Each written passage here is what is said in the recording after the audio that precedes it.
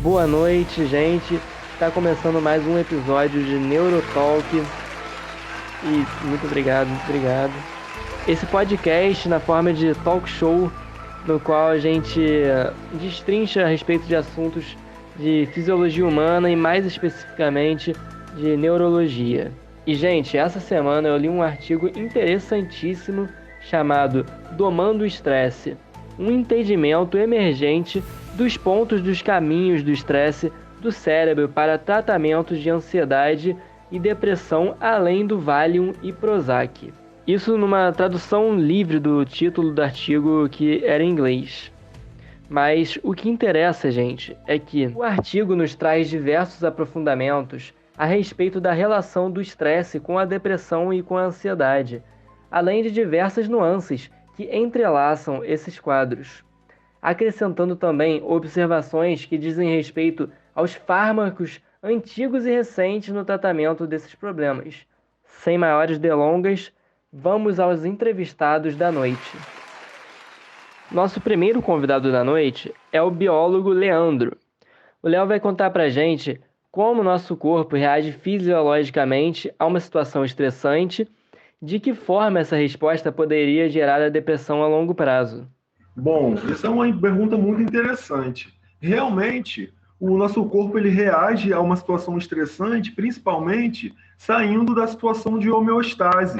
Ou seja, ao entrar num ambiente estressor, o nosso corpo ele tem uma tendência a ficar fora do equilíbrio homeostático. E ele vai estar respondendo, né, a esses estímulos estressantes de diversas formas, principalmente através também de adaptações fisiológicas, que vai ter como objetivo final restabelecer esse equilíbrio homeostático perdido anteriormente. E essa resposta ela vai estar ligada principalmente à secreção dos hormônios epinefrina, que é conhecida vulgarmente como adrenalina, e também a partir dos glicocorticoides.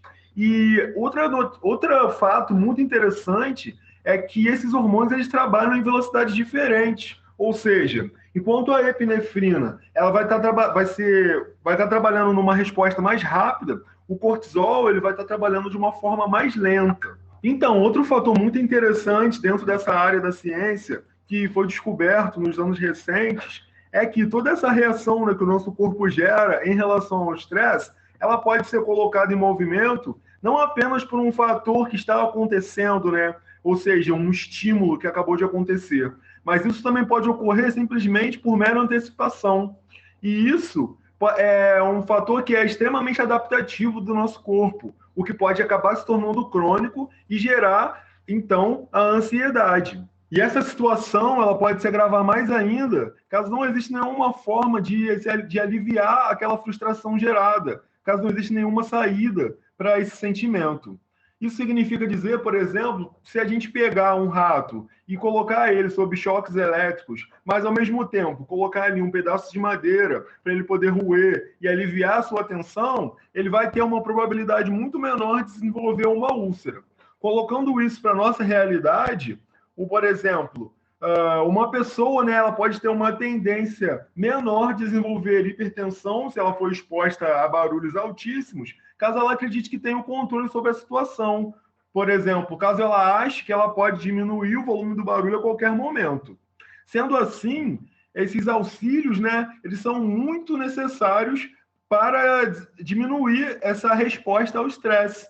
Caso esses auxílios eles não estejam disponíveis de alguma forma, esse estresse ele pode vir a ser crônico. E isso pode fazer com que uma pessoa ela fique no estado de vigilância eterno, mesmo na ausência de um estresse na vida dela. E aí, caso o estresse vá ficando mais persistente ainda, isso pode gerar um sentimento de vazio e a pessoa pode se sentir perdida. E nesse momento é que é um momento culminante para a depressão chegar e estar sobre essa pessoa. Assim, Léo, em relação à ansiedade, de que forma ela pode afetar o nosso corpo gerando estresse? Então, a ansiedade, por sua vez, ela afeta diretamente o nosso sistema límbico. E a amígdala é a principal estrutura envolvida. E ela vai estar relacionada com a nossa percepção e com a nossa resposta às situações que nos dão medo. Dessa forma, a amígdala, então, ao detectar uma ameaça, ela vai receber a entrada de neurônios do nosso córtex, que é a nossa camada mais externa do cérebro. Daí, essas informações que vão vir do córtex, elas vão estar detectando informações sensoriais, que são áreas responsáveis por estar reconhecendo rostos ou fazerem até mesmo associações abstratas.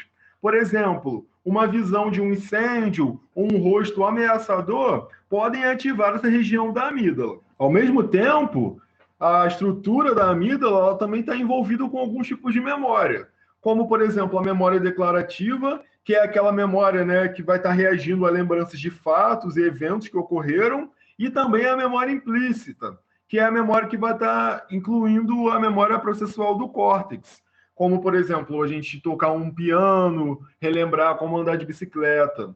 E em todas essas situações em que a amígdala vai estar envolvida, o medo também vai estar envolvido. Atualmente, com esses estudos promissores nessa área, os pesquisadores têm entendido melhor como que as memórias de medo são formadas e como que elas vão poder se generalizar após diversos eventos de estresse. Dessa forma, a amígdala, então, vai estar trabalhando em contato com regiões do cérebro que fazem bastante uso de um neurotransmissor, que é chamado CRH, ou o hormônio liberador de corticotropina. E é interessante a gente notar que todas essas mudanças que vão estar ocorrendo, né, na amígdala, no córtex, a ansiedade afetando diretamente o sistema límbico, elas vão começar lá onde o corpo vai sentir, né, o estímulo do estresse, ou ele também pode, né, sentir o estresse por adaptação, não necessariamente por ter um fator ali gerando estresse para a pessoa. E aí, a partir disso, vai haver a liberação, né, desses hormônios que são secretados pelas glândulas suprarrenais, que é a adrenalina e o cortisol. Sendo assim, numa situação de ansiedade, o cortisol, então, vai estar ativando uma região do cérebro chamada de locus coeruleus, e essa região ela vai estar ativando a amígdala utilizando um neurotransmissor chamado de norepinefrina ou noradrenalina. Essa ativação da amígdala ela vai enviar mais CRH para o corpo, o que vai estar gerando mais cortisol, e como resultado disso, vai estar ocorrendo esse ciclo de feedback vicioso entre corpo e mente, o que provavelmente é o que vai estar aumentando, né, essa ansiedade e estresse crônicos numa pessoa. Muito bem, gente. Agora a gente vai conversar com a farmacêutica Juliana e ela vai contar um pouquinho pra gente a respeito dos tratamentos, de alguns dos tratamentos que a gente tem para esses problemas. Juliana, como funcionam os benzodiazepínicos e por que se buscam alternativas para eles? Então, Yuri, os benzodiazepínicos, eles são tranquilizantes que estão relacionados ao sistema de estresse. Eles trabalham, em parte, relaxando os músculos e inibindo a projeção excitatória do locus coeruleus para a amígdala. Isso reduz a chance de que a amígdala mobilize o sistema nervoso simpático sob estresse e o resultado disso é um corpo calmo. E um corpo calmo, né, é um corpo menos ansioso, o que significa também um cérebro menos ansioso. O que acontece é que, apesar de serem eficazes, esses medicamentos também são sedativos e viciantes quando utilizados a longo prazo. E é por isso que uma parte considerável da comunidade acadêmica se concentra em pesquisas que encontrem versões que sejam menos danosas para essa questão. Bom, a minha outra pergunta é: muitos medicamentos utilizados para tratamento da ansiedade são também utilizados para tratar a depressão. No entanto, os sintomas dessas doenças parecem bastante diferentes. Qual a explicação para essa relação farmacológica na fisiologia de pessoas com ansiedade e depressão? Interessante sua pergunta. A relação principal é que a maior excitação autonômica observada na ansiedade, que já se considera que seja impulsionada pela amígdala, é também frequentemente observada na depressão. A ansiedade é uma torrente nervosa de sinais de luta ou fuga, enquanto, em contrapartida, a depressão parece estar relacionada ao torpor. Mas o que é importante esclarecer aqui é que o desamparo da depressão ele não é uma consequência de um estado quieto e passivo. O pavor, na verdade, ele é ativo, espasmódico e consumidor de energia. É distração, é exaustão, mas é internalizado. É comum se definir a depressão como representante de uma agressão voltada para dentro. Uma enorme batalha emocional travada inteiramente internamente. E a fisiologia da doença apoia essa visão. Então, apesar de sintomas diferentes, as causas estão sim relacionadas.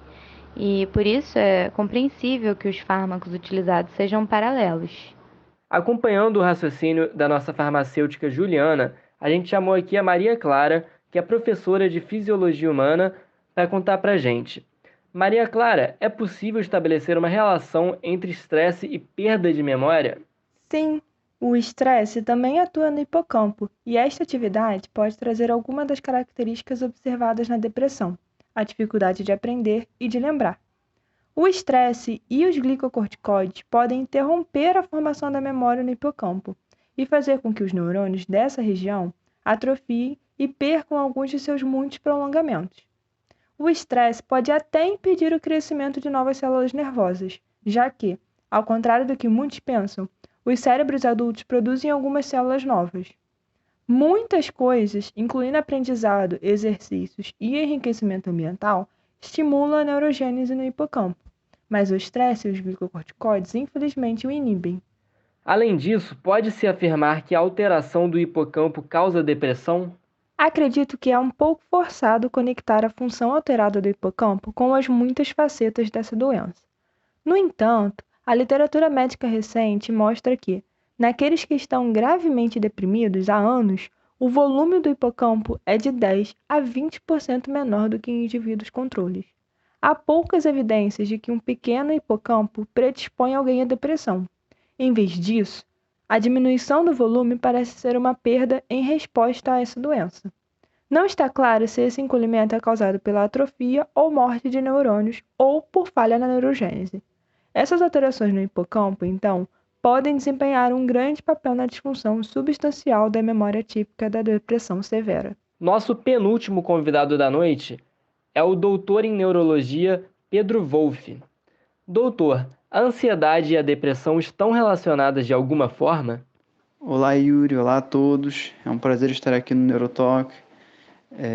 Indo para a sua pergunta, sim, a ansiedade e a depressão elas estão relacionadas. Existe uma linha de pensamento que é a linha do estresse contínuo, que tem o exemplo do rato. São dentro de uma gaiola que lhe dá choques incessantemente, né? Esse rato ele é treinado para apertar um pequeno botão que faz o choque cessarem. É nisso o que o rato aprende. A cada vez que ele para os choques apertando o botão, existe ali uma liberação dopaminérgica que faz ele se sentir bem por isso. Porém, quando nós desconectamos o botão e os choques não cessam, o rato entra ali num estado hiperventilante e o sistema simpático dele fica extremamente ativado. Então você tem ali uma liberação muito alta, fisiologicamente falando, de adrenalina e noradrenalina, e uma liberação intermediária de glucocorticoides.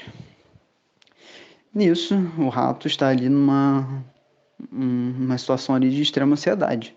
Ele luta pela gaiola procurando outras formas de parar o choque, ou fica incessantemente apertando o botão, mesmo que isso seja inútil, porque ele vai fazer de tudo para tentar parar aquilo. Só que com o tempo, com o contínuo do estresse, né, como é chamada a linha de pensamento, ali vai ter uma mudança de fisiologia. Os níveis de glucocorticoides eles vão começar a ficar maiores do que os níveis de adrenalina e noradrenalina.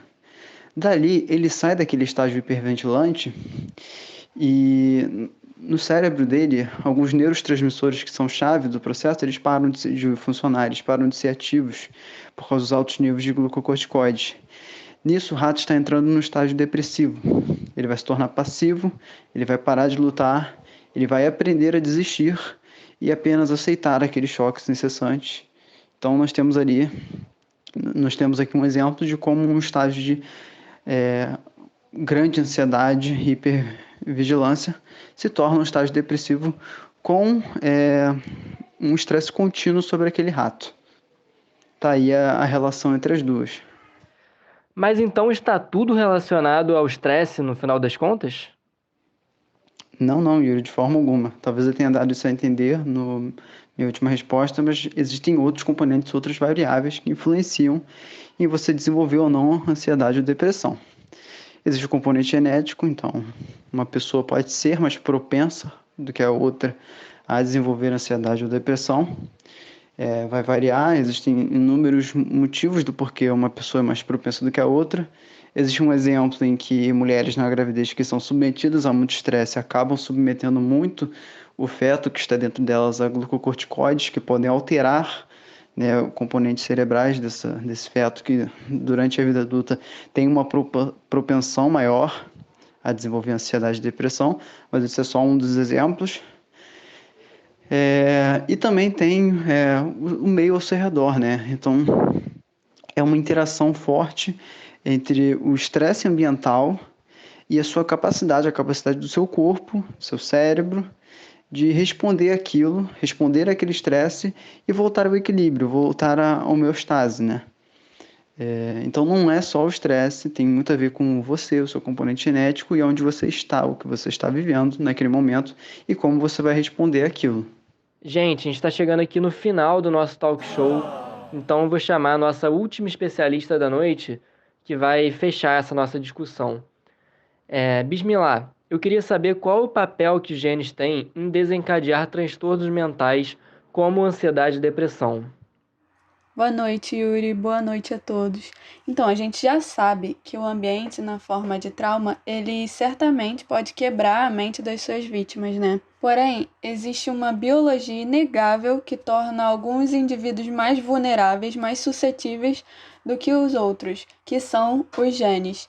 E a gente sabe que eles são certamente fatores muito importantes na compreensão desses distúrbios. Essas vulnerabilidades biológicas e precipitantes ambientais, eles interagem entre si. E entender essa relação entre os fatores ambientais externos ao corpo, que causam estresse, e a biologia da resposta da mente do indivíduo, ela é essencial para compreender a causa desses distúrbios. Para finalizar, a gente vai sortear alguém da nossa plateia para fazer a última pergunta do nosso talk show para você, Bismillah. Você aqui, vem fazer uma pergunta. Oi, Bismillah. Como funcionam os fármacos atuais para a depressão e em que direção estão os estudos para novos fármacos? Obrigado. Oi, a sua pergunta é muito interessante. A principal geração atual de antidepressivo, ela muda os níveis de serotonina, dopamina e norepinefrina, sendo que essa geração atual, ela causa uma série de efeitos colaterais, como agitação e ansiedade, e pode provocar um maior risco, maior suscetibilidade ao suicídio. Por isso é bom se atentar aos sinais. Os novos fármacos que vêm sendo desenvolvidos, eles têm enfoque nos efeitos dos glicocorticoides. Eles atuam bloqueando temporariamente a síntese de glicocorticoides nas glândulas suprarrenais ou o acesso dos glicocorticoides a um dos seus receptores. Só que esses tipos de fármacos, eles também são capazes de bloquear os receptores de progesterona no útero e podem ser usados como uma droga para o aborto. Uma outra estratégia visa bloquear os receptores de CRH, que é o hormônio liberador de corticotrofina. E usando essa mesma estratégia de bloqueio de receptor, os pesquisadores reduziram a ação de um neurotransmissor chamado substância P, que se liga ao receptor NK1, neurocinina 1. No início da década de 90, eles descobriram que as drogas que se ligam ao NK1, elas previnem alguns aspectos da resposta ao estresse. E em um ensaio com vários estudos com os animais, eles viram que a substância P funcionou como um antidepressivo. Uma outra abordagem, pesquisadores estão injetando BDNF, que é o fator neurotrófico derivado do cérebro, no cérebro de ratos para neutralizar os efeitos inibitórios dos glicocorticoides na neurogênese. Isso acontece porque esse BDNF ele ativa genes que vão expressar uma enzima que degrada os glicocorticoides. E aí o resultado final é que bloqueia os efeitos deletérios desse hormônio. Nossa, realmente muito interessante, né? Gente, foi muito bom o nosso papo de hoje. Queria agradecer a todos os entrevistados e a toda a audiência que a gente teve, mas a gente vai ter que ficar por aqui. Então até semana que vem com mais Neurotalk.